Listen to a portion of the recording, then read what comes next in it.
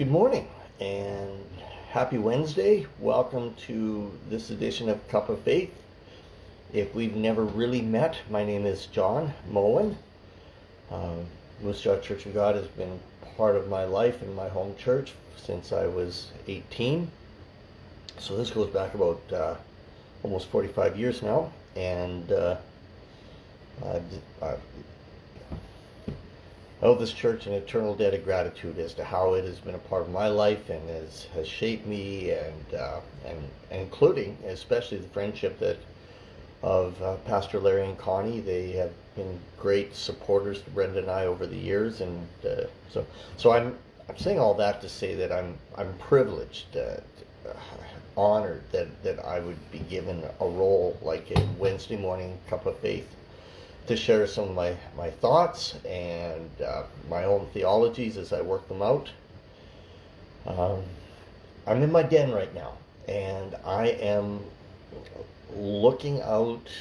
Our den overlooks our backyard, and it's covered with snow, not like last week, but looks very much like your yard.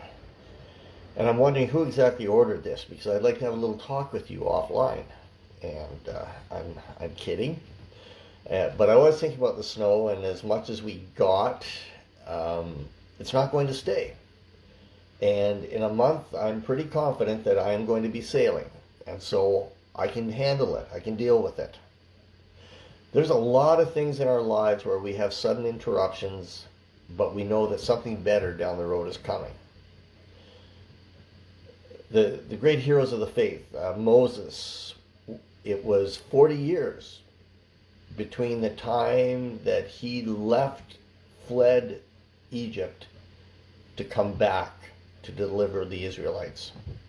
Joseph was 17 years between his dreams of being a leader and becoming governor of Egypt.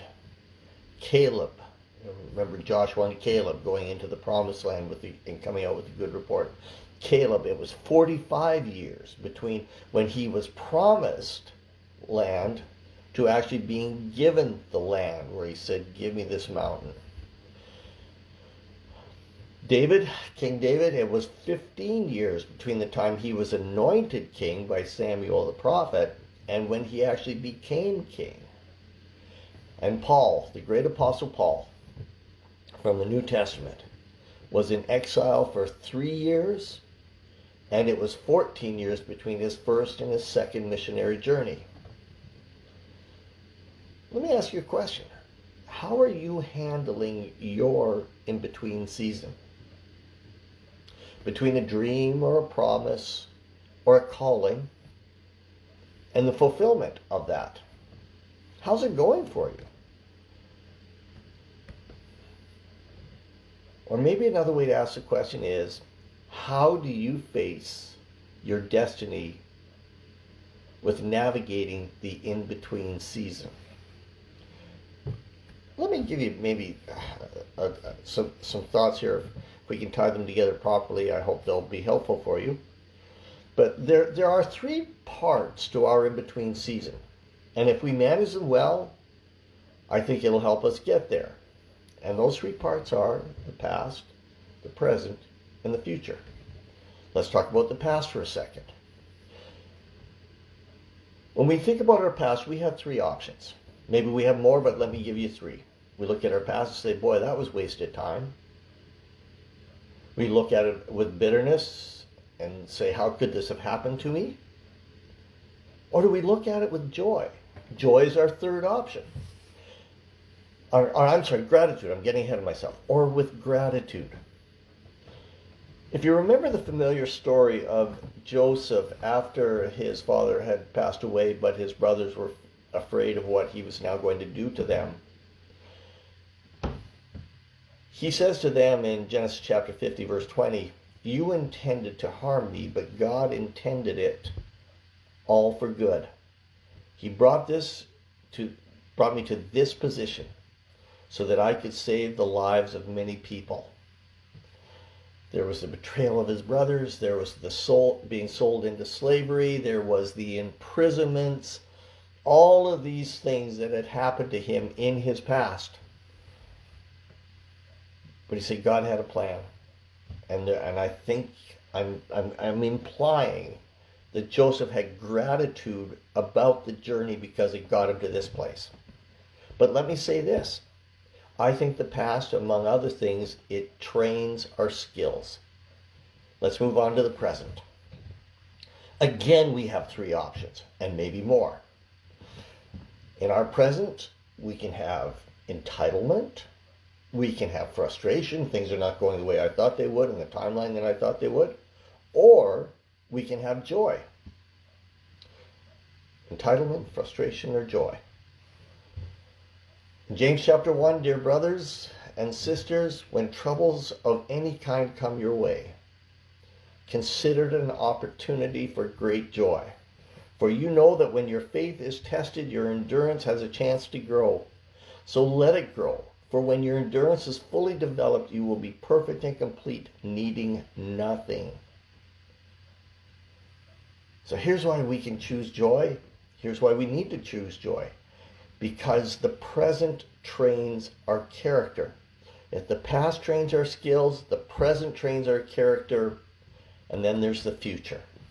So let's look at three options for the future. We can face it with fear. We can face it with mediocrity. I'm just going to settle. I'm just going to have freedom 55. Or we can face the future with hope. Hebrews chapter 11. It was by faith Abraham obeyed God.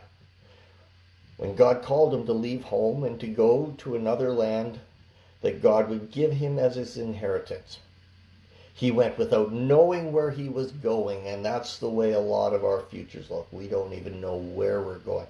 I often say, I don't know what I want to be when I grow up. And even when he reached the land God promised him, he lived there by faith, for he was like a foreigner living in tents.